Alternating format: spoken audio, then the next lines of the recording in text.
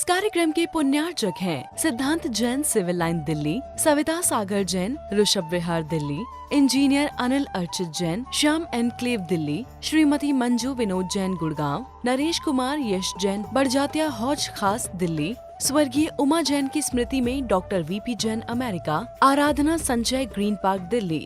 वंदितु सौविसिद्धे ध्रुवे मचले मनोभवं गदिं पते वोच्यामि समय पाहुड मृणिमो सुध केवली भणिदम् निज स्वरूप को परम रस जामे भर्यो अपार बंदो परमानंदमय समय सारे अविकार। आचार्य कुंद देव और उनके दोनों टीकाकारों को नमन और वंदन। आज कर्ता कर्म नाम का नया अधिकार प्रारंभ होने जा रहा है। कर्ता कर्म अधिकार का मंगलाचरण। मैं करता हूँ कर्म का और शुभाशुभ कर्म, ऐसी मिथ्या मान्यता है मिथ्यात अधर्म। मैं करता हूँ ज्ञान का ज्ञानी मेरा कर्म, ऐसी सच्ची मान्यता है समीचीन सुधर। समय सार ग्रंथादिराज का आज नया अध्याय प्रारंभ होने जा रहा है। कर्ता कर्म अधिकार। 9 तत्वों के नामों में इसका नाम नहीं है। यह नया नाम अधिकार का क्यों आ गया, इस संदर्भ में भी विशेष चिंतन करने की आवश्यकता है। समय सार ग्रंथादिराज में 2 अधिकार ऐसे हैं जो दुनिया के किसी भी ग्रंथ में नहीं मिलते और किसी भी अनुयोग में भी नहीं मिलते। इनके नाम भी विशिष्ट हैं। ये दोनों अधिकार विशेष रूप से प्रयोजनभूत और कार्यकारी भी हैं। पहला कर्ता कर्म अधिकार और अंतिम 10वां अधिकार सर्वशुद्ध ज्ञान अधिकार। दोनों अधिकार बड़े अधिकार हैं। कर्ता कर्म अधिकार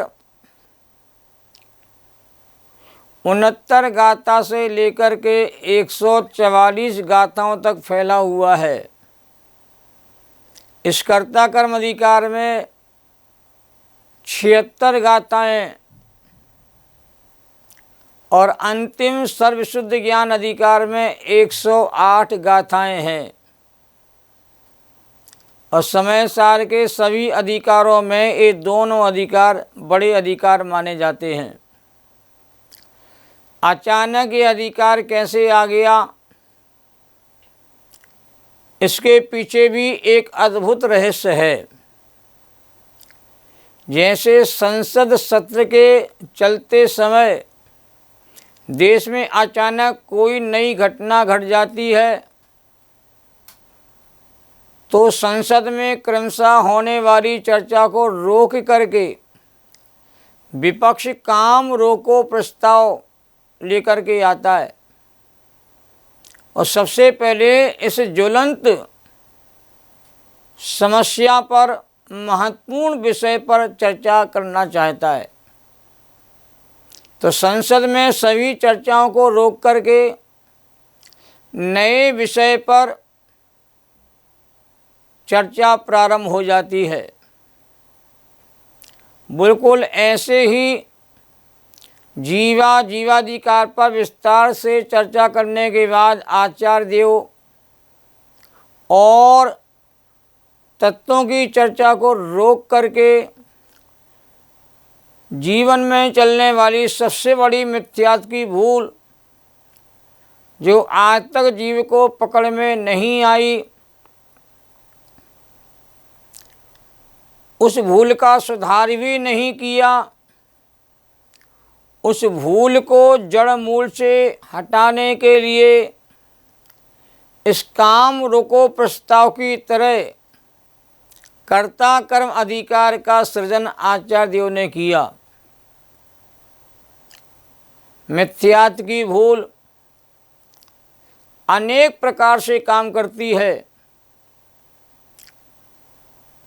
पर में एकत्व बुद्धि, ममत्व बुद्धि, अपनत्व बुद्धि, स्वामित्व बुद्धि के रूप में भी काम करती है, जिसका निषेध जीव अजीव अधिकार में विस्तार से किया गया। और टीकाकार ने अंतिम वाक्य में कहा था, इस प्रकार जीव और अजीव पृथक होकर के रंग मंच से निकल गए। जीव और अजीव ही कर्ता कर्म के भेष में प्रवेश करते हैं। इस अधिकार में पर में कर्तृत्व बुद्धि और भोक्तृ बुद्धि का निषेध किया जाने वाला है। सभी मिथ्या बुद्धियाँ त्याज्य हैं, त्यागने योग्य हैं। मिथ्या बुद्धियों के रहते हुए कोई सम्य दृष्टि नहीं होता। तो पर द्रव्यों पर भावों का अनादि से यह अज्ञानी कर्ता धर्ता और भोक्ता बना हुआ है, और ज्ञानानुभूति से यह भूल भी दूर की जाती है।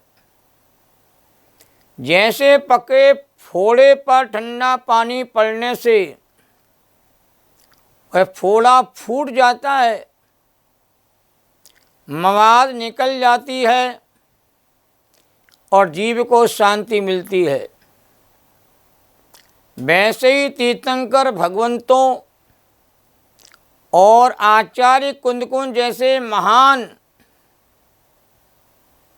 आचार्यों की तत्व ज्ञान की शीतलता से भरपूर बात सुनी और समझी जाती है, तो अनंत काल से पकड़ा मिथ्या मान्यताओं का फोड़ा फूट जाता है, राग और द्वेष की मवाद निकल जाती है और जीवात्मा को अनंत शांति की सुखद अनुभूति होती है। किसी कवि ने बहुत बढ़िया लिखा है कि दर्पण जैसी जिंदगी के वास्ते स्वयं बनाने होंगे अपने रास्ते। बादलों में कैद है सुबह की रोशनी, मिथ्या मान्यताओं का अंधेरा मिटाना चाहिए, हटाना चाहिए, और भेद ज्ञान की ज्योति से कर्ता कर्म की भूल को जड़ मूल से मिटा देना चाहिए। जो कर्ता कर्म संबंधी जो अज्ञान अनादि काल से चला आ रहा है, यह सारे मिथ्यात्व की जड़ है। आचार्य अमृतचंद्र देव ने आत्मख्याति टीका लिखने के प्रारंभ में उस परम ज्ञान ज्योति का मंगल में स्मरण किया है, जो कर्ता कर्म संबंधी अज्ञान का अभाव करती हुई वह ज्ञान ज्योति प्रकट होती है। 46वें नंबर के कलश में आचार्य देव ने कहा, इस लोक में एक चैतन्य आत्मा, मैं तो एक कर्ता हूँ और क्रोध आदि मेरे कर्म हैं, राग आदि भाव मेरे कर्म हैं। ऐसी अज्ञानियों की जो कर्ता कर्म की प्रवृत्ति है, उसे सब ओर से समन करती हुई ज्ञान ज्योति स्फुरायमान होती है। और वह ज्ञान ज्योति परम उदार है, अत्यंत धीर है, गंभीर है, और वह ज्ञान ज्योति पर के संयोग के बिना समस्त लोकालोक को जानती है। उस ज्ञान ज्योति को सबसे पहले आचार्यों ने नमस्कार किया है, बारंबार नमन किया है। अब 69, 70 दो गाथाओं एक साथ यहाँ पर आ रही है कर्ता कर्म अधिकार के अंतर्गत, और 69, 70 दोनों गाथाएं बड़ी मार्मिक हैं। इस अधिकार की मूल पृष्ठभूमि को तैयार कर रही हैं। एक गाथा का दूसरी गाथा के साथ कनेक्शन संपूर्ण समय सार ग्रंथ में जुड़ा हुआ है। इतनी सुव्यवस्थित वैज्ञानिक पद्धति से समय सार की निरूपणा की गई है जो अन्यत्र देखने में नहीं आती। एक गाथा का संबंध दूसरी गाथा के साथ जुड़ा हुआ है, इसलिए समय सार सुनने वाले सभी महान भाव से निवेदन करते हैं कि आप नित्य प्रति समय सार की चर्चा को सुनिए, पूरा सुनने का प्रयास करिए। पूरा सुनने का समय नहीं है तो 5-7 मिनट सुनने का प्रयास करो। धीरे धीरे समय सार को सुनते सुनते समय सार की विषय वस्तु आपको समझ में आना प्रारंभ हो जाएगी। जिन्होंने समय सार का केवल नाम सुना है और समय सार को कभी आद्योपांत पढ़ा नहीं है, उनके लिए समय सार थोड़ा सा कठिन जरूर लगेगा। दुनिया की हर नई विद्या शुरू में हर जीव को कठिन लगती है। उसी विद्या को बार बार सुनने से समझने से वही विद्या आपके लिए सरल हो जाती है। समय सार माने अपने आत्मा का बोध हमें कैसे होना चाहिए, मुझे आत्मा की उपलब्धि कैसे हो, आत्मा की प्राप्ति कैसे हो, आत्मा की अनुभूति कैसे हो, स्वयं को स्वयं की अनुभूति कैसे हो सकती है, इसका परिचय ही इस ग्रंथ में कैसे विस्तार से दिया गया है। जैसे विषय भोगों की अनुभूति जीव दिन रात करता रहता है, वैसे ही अपनी शुद्धात्मा की अनुभूति जीव को किस तरीके से हो, किस विधि से हो, किस प्रकार से हो, यह उत्तम मार्ग कहते आपको समय सार ग्रंथ के माध्यम से बताया जा रहा है। इसलिए समय सार को सुने, समझें, समझने का प्रयास करें। कहीं समझ में नहीं आता है तो पूछने का प्रयास करें। हर विद्या अभ्यास के बल पर सरलता को प्राप्त हो जाती है।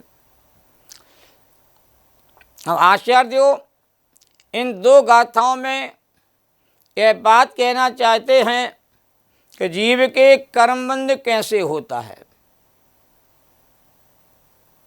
इसकी स्पष्ट घोषणा आचार्य कुंद देव समय सार ग्रंथ में कर रहे हैं। गाथा इस प्रकार हैं। जावण वेदि विशेषम तरम तुवादास वाण दोलंपी अन्नानी तावदुसो को हादिसु भट्ट दे जीवो। यह 69 नंबर की गाथा है। कोहादिसु भट्टम तस् कमस्त संचयो होदी जीवस्तेवं बंधो बणिदो खलु सब दरे सिहिम। ये 70 नंबर की गाथा है। नया अधिकार प्रारंभ हुआ है। इन गाथाओं का एक बार हम पुनः उच्चारण करेंगे जिससे आपको सरलता से गाथाओं का पाठ करना आ जाए। सबसे पहले 69 नंबर की गाथा का पाठ। जाव ना वेदी विशेषम तरम तू आदास बाण दोलनम पी अन्नानी ताविदुसो कोहादिसु वट्ठ दे जीवो। कोहादिसु वट्ठम तस् कमस संचयो होदी। जीवस्सेवं बंधो भणिदो खलु सब दरिसीहिम। अब एक बार पुनः पाठ करेंगे लय के साथ, पहले 69 नंबर की गाथा का। जावण वेदि विशेषम तरम तु आदात वाण दोलंपी अल्लाणी तावदसो कोहादिसु भट्ट दे जीवो कोहादिसु भट्टम तस् तस् कम्मस् संचो होदी जीवस्सेवं बंधो भणिदो खलु सब दरिसीहिम। अब दोनों गाथाओं का हिंदी में अनुवाद देखते हैं। अनुवाद से और सरलता से हम गाथाओं के भाव को ग्रहण कर लेते हैं। आत्मयरो आत्रवों में भेद जब जाने नहीं, हे यज्ञ तब तक जीव तब क्रोधादि में वर्तन करें। ये 69वीं गाथा का अनुवाद। क्रोधादि में वर्तन करें तब कर्म का संचय करें, हो कर्म बंधन इस तरह इस जीव को जिनवर कहें। ये 70वीं गाथा का पद्यानुवाद हुआ। अर्थ देखते हैं दोनों गाथाओं का।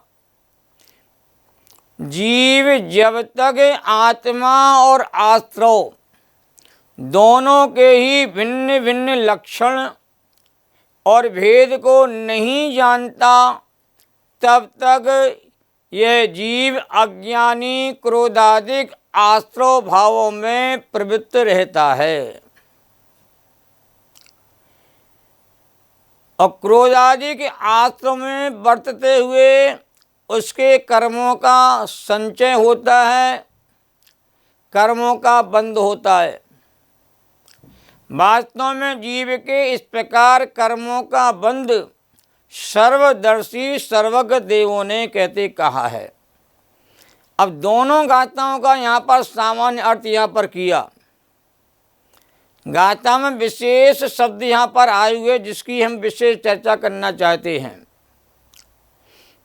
पहली गाथा में आया विशेषम तरम, अर्थात भिन्न भिन्न लक्षण हमें जानना चाहिए। आत्मा का लक्षण भिन्न है और आश्रव का लक्षण भिन्न है। आश्रव और आत्मा में कोई मित्रता नहीं है, कोई मैत्री नहीं है। दोनों में जमीन आसमान का भेद पड़ा हुआ है। आत्मा जीव का मूल स्वभाव है और आश्रव जीव के भीतर होने वाली महागंदगी है। दोनों में भिन्नता है, पृथकता है, दोनों में कोई एकता नहीं है। एक शब्द आया है आदासवाण, यानी आत्मा और आश्रव, ये दो हैं, मिले हुए हैं, एक साथ रह रहे हैं अनादिकाल से। ये दो तत्व एक साथ रहते हैं पर एक नहीं है, ये दोनों अलग अलग हैं और दोनों को लक्षण के भेद से आसानी से पृथक किया जा सकता है। और दोनों में भेद अनादि से ही है पर अज्ञानी भेद को पहचान नहीं पाता अज्ञानता के कारण से। जल और चिकनाई में जैसे भेद है वैसे आश्रव और आत्मा में भेद पड़ा हुआ है। उस भेद को हमें देखना चाहिए। शेष चर्चा में आपके सामने कल प्रारंभ करूंगा। समय की सीमा होती है, समय की सीमा में अपनी चर्चा को पूरा करने का प्रयास करना होता है। सहजानंदी शुद्ध स्वरूपी अविनाशी में आत्मस्वरूप ज्ञानानंदी पूर्ण निराकुल सदा प्रकाशित चेतन रूप सदा प्रकाशित चेतन रूप। जैनम जयतु शासनम। सभी साधर्मी जनों को सादर जय जिनेन्द्र। इस कार्यक्रम के पुण्यार्चक थे Sarla Jain, Raj Swati Jain, Rajpur road, Delhi. Ashok Alok Ankit Jain, pharma apartment, Madhu Vihar, Delhi. Adish Mamta Ankur Jain, Pushpanjali enclave, Delhi. Neeraj Archana Jain, Naman steel Cochin, Delhi. गुप्तदान विश्वास नगर एवं बीडी स्टेट, दिल्ली।